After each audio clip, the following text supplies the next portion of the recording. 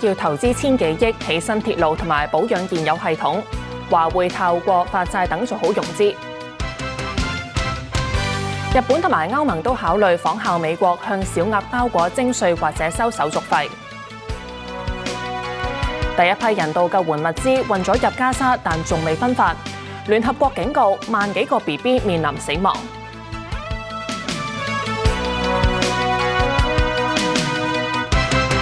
各位，廉政公署偵破一宗涉及住宅發展項目嘅貪污造假案。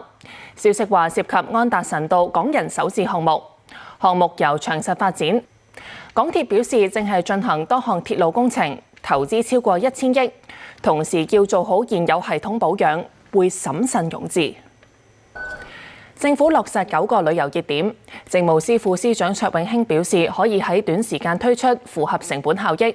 而旅發局就邀請全球網紅協助宣傳。旅發局揾嚟木村拓哉個女木村光希坐電車遊覽港島。消息話，教育局計劃調整中學開班線，並且削減部分津貼撥款大約1成。教育界相信會出現汰弱留強，個別弱勢學校或者面臨殺校。商務部回應美方企圖封殺中國先進晶片，警告如果執行美方措施，需承擔法律責任。美國商務繼美國之後，歐盟計劃向小額包裹徵收定額手續費，而日本財務省亦都考慮向小額包裹加徵1成消費稅。由於嚟自中國嘅小額包裹佔大多數，相關措施預料會進一步衝擊中國電商。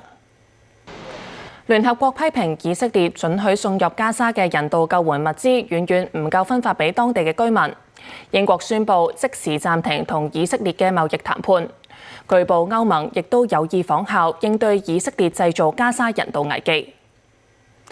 美國落實構建覆蓋全國嘅導彈防禦系統，名為金窮，預期2029年總統特朗普任期屆滿之前正式全面運作。日本農林水產大臣江藤拓就涉及大米嘅不當言論辭職。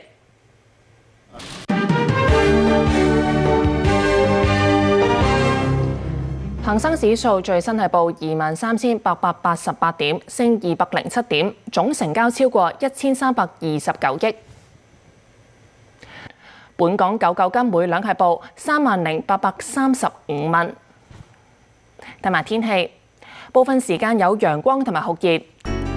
新聞報導完，再會。